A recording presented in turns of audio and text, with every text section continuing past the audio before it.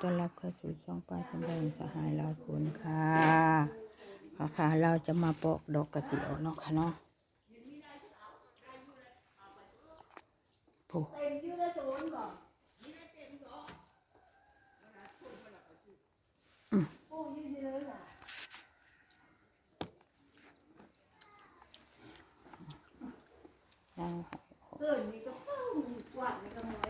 ไม่ได้มือได้รู้คำเลมมันได้เหือนกวาดไม่ได้มือไม่หนูจำมันก็หกแล้วหนึ่งถึงคนมือน่ะย่ามืออื่นเอาไปขายบ้านก็ชูงตอนเช้าเขาบุญจังละบ้านคุณสิเอาเขาก็เอากินกับงัวควายเนาะก้อยแล้วเก็บมือนี้กับเบิร์ดแล้วก็คือใช้ชูดแท้เดียวนี้ฮ้อนสิตายฮ้อนสิตายยังมือเสาร์นี้เก็บมาขือกับเชื้อได้ชักถุงได้ชักถุงเอาตั้งขายอยู่หันแล้วเพื่อเพิ่งจอดแล้วบัดนี้จักเพื่อห้าไปตอดคอยนะโอ้ตายแล้วเนาะกูเอาให้นี่เฮ้ยออกนะแม่วงเอานะแม่อันชายจะพายนะก็ได้อยู่ทางนี้เด้ออยู่ทางอันนี่ทางนี้ป้านี่เสื้อสไนอันนั้นอยู่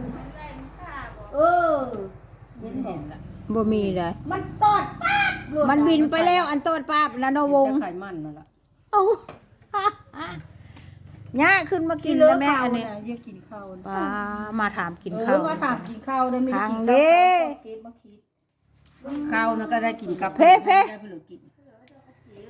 แล้วก็เจียวมันไปหาเบิ้งลูกมันตายก่อนนี้เนี่ยยังอยู่เลยมันหัดอยู่นี่นะแน่นะลองมันเชื่อสันในหัดอยู่เด้อเพื่อนนั่นนะเปิดเบิ้งบ่มีย่าเบิ้งเก่าเบิ้งรู้เด้อคือหูไหลนะนี่มองมีบ่ทางนี้นั่นไปอีกสักหน่อยมองงานน่ะลูกมาได้สิแล้วมันเด็ดอยู่ไหนเบิ่งแฮมแพงๆพุ่นแหละบ่มีค่อยเอาค่อยปีนเบิดแล้วนี่ค่อยปีนเบิดแล้วบ่มีจุแม่งพุ่นแม่งหมดน้อยๆน่ะบ่มีเพลงนี้เพิ่งมันดันน่ะบ่จักเพิ่งมันเป็นอะไรล่ะน้ำมันยังไม่ได้ทอดจะอยู่จะกระติกนั่นน่ะเดี๋ยวมันเพิ่มขนาดก่อนอันนี้มากินกับมังขามนี่เนี่ยให้ก็แตกอันนี้แล้วมันเถอะให้ลำมันกินทำไมนึ่งกันแล้วนะคอยกระกาดอยู่คอยจะหามาเนี่ยคอยมาแบ่งเอาเนี่ยแบ่งเพื่อเลยนะแบ่งเพื่อนั่นแบ่งแล้วมันเถือเขากินยาวมากมะเขือนะนะเอามะเขือให้ขายให้เราแล้วเอามะเขือมาขายให้เนี่ยอันละว่าเนี่ยใส่ก็มีเยอะเน้นมะเขือนึกว่าเพิ่นได้นึ่งพักนึ่งเก่งนึ่งไปเลยบอกคอยก็มากอันนี้เด็ดดอกกระเจียวก็ยังไม่ได้เสกคอยก็จะหาปันกินข้าวใครลองมาคิดมะเขือคอยมาขายน่ะคอยก็ได้มาคิดมะเขือเพิ่นพัดอันได้แล้วหงเยอะอดแล้วลองเสียใส่กระยังนั่นเด้อดีเด้กูเชียร์ใช่กระยังเลยมึงก็ให้กูเชียร์กันมะขามขนาดเนี้ยหมดปะย่านี่ย่ำกินกับเจลจะพัดไม่ถูกบ่นี่มาถูกคอยกันหลายถูกขายเยอะกินมักทั่วใดก็บ่แพ้บ้านนี้โอ้ยวงเอ้ยมีได้ชื่อเลยเนาะคอยกันนึ่งกับมือไปคัดนานบักนึ่งนะโอ้หมดเลยเงินขนาดลาบเนื้อลาบกระจกแจ๊กเอาเนาะย่าก็ได้ขอจกให้ล่ะเอามือให้นั่นเนาะกินโลอันนั้นแม่มักน่ะปุ่นปลาที่วงให้กูอนุญาตเลยว่ะอันนั้นแม่มาเว้นนึ่งชนิดเด้ตีนเย็บบ่ตีนเย็บอยู่เด้อนั่นน่ะมันหกหลายบ่เฮ้ยใส่เพิ่งอ้าวกินอย่าเอามาลองมาละคนเลือดอู้มันอ่อนนี่อ่อนแล้วฮะก้ามือนั้นอยู่ดอกอยู่อ่อนอยู่ขาวไปวัดย่าเจ้าอยากกินอันนั้นบ่เจ้าอยากกินหัวข้าบ่อย่าดอกนี่กินอันนี้เราก็แล้วเอาคนพยักให้เจ้ายำดอกกระเดี่ยวมีมากก่อนไปได้จำบอกไปได้ชมเอามาให้เราจำไปกินดิบเชื่อเดี๋ยวประเด็กชมนะย่าใช้แต่งตัวสวยจะได้ประคายมักพริกมักแฉวย่าคอยผู้หิวข้าวจากไปชิเลอมาหิวข้าววงตกลงบ่ได้ไปบ่บุญบ้านกระสูงมื้ออื่นนะ ตอนแรงได้ ก็มันแรงสุดแล้วดิ่งน้ อืม ำวันเสาร์เนาะ แต่งชุดสีม่วงเด้อไปถ่ายคลิปเอามีเต้นกันหากมันมีเหลือละเต้นนิดๆหน่อยๆก็พอ เราเท่าแล้วมื้อเช้านี้ก็ไป ใส่อันเจกันแล้ว บุญบางกระสูงอ้าวเขาตั้งกันเฮือนผู้ใหญ่หันเด้ก็ไปใส่ล่ะ บุญบ้านบ้านมะนาวพร้อมล่ะ บ้านปลาไม้ล่ะสัปพี่ล่ะ ยังบ่ตามมาอันนั้นน่ะ อันนี้น่ะบุญบางกระสูงเราใส่ไปแล้ว ไปแบบวันปลาไหม บ้านปลาไม้จักเบิ่งก่อนว่ะ เมื่อไหร่ ถ้ามีรถก็ไปเนี่ยไปถ่ายคลิปบ้านปลาไม้ เคยเดา มื้ออื่นพัดเนนชิมาเลยว่ะมื้อหือ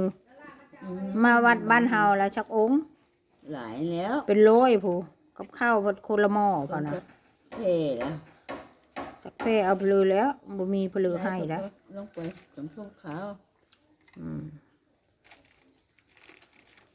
นักเรียนเรามาถามกินข้าวเลย กินรถแล้วคำพี่น้องทั้งเบิด มา เจ้าเพิ่นว่า เป็ เพิ่ น น เบาหวานแล้ว มื้อนั้นน่ะค่อยช็อกค่อยบ่ได้กินข้าวเที่ยงค่อยเซ็นหยะค่อยละมาถามว่าเอาค่อยเปลี่ยนผือวะ แลหน้าใบอันหน้าบัวว่าอันนั้นละเท่านะเป็นประบาดพันมีกินข้าวตรงเวลาอันนั้นละ รถอยู่ โชดแม่นเมื่อทึกแล้ว โอ้ยกินยาเบาหวานตายก็ยาดอกยาคือเก่าเนาะเนาะเจ้าว่าบอก กินก็ยาเบาหวานก็มีเครือคาดยา โอ้ปลาแดกชุยคักแท้ ปลาแดกจำผัก ปลาแดกจ้ำมันก็ให้ค่อยอยู่กระปุกหนึงข้อยก็จ้ำกินอันนั้นล่ะยามบ่มีอันกิน ออกใหม่แล้วงามเนาะ งามเฮิงไปแล้ว ไปทำงานก็โทรหาแต่เงิน บักอึ้งนะบ่ บักอึ้งมาทำงานตายหาเผื่ออีลาน่ะ โอ้ค่อยคือบ่เห็นว่าอันอึ้งเที่ยวไปเฉย ก็อยู่เด้อสกุลนั่นแล้วก็เป็นชาวหออยู่ บ่อันเนี้ยใส่บักเหี่ยวมันฟื้นตูแล้วบ่เด่น มันนอนตายยังแมง นอนตายยังไง มันก็เอามากินข้าวกันยืนปลามะเขือของมัน บ่ แล้วมะเขือมื้อนี้นะ เลี้ยงเอาในเนี่ยลูกหลานเฮาเฮ็ดนะเลยมันเป็นไปแล้ว เนาะเจ้ากันแล้วกันน้ำมาแต่วัดนี้เป็นปลาแล้วเอาไปเลยมันก็กินด้วยนั่นแหละ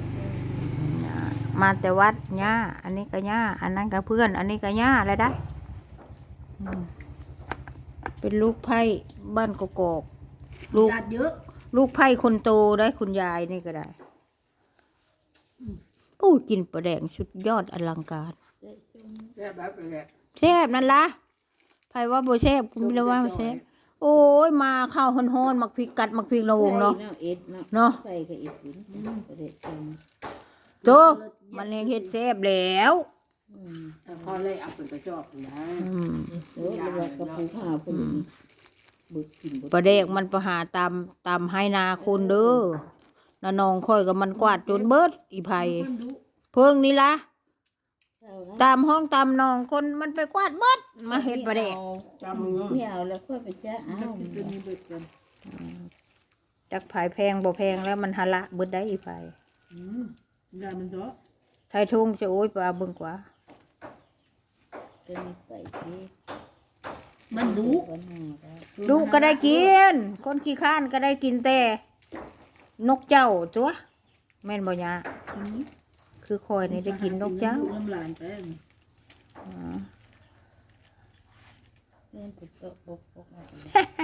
หิวข้าวเนาะโอ้ไปขายของจนหิวข้าว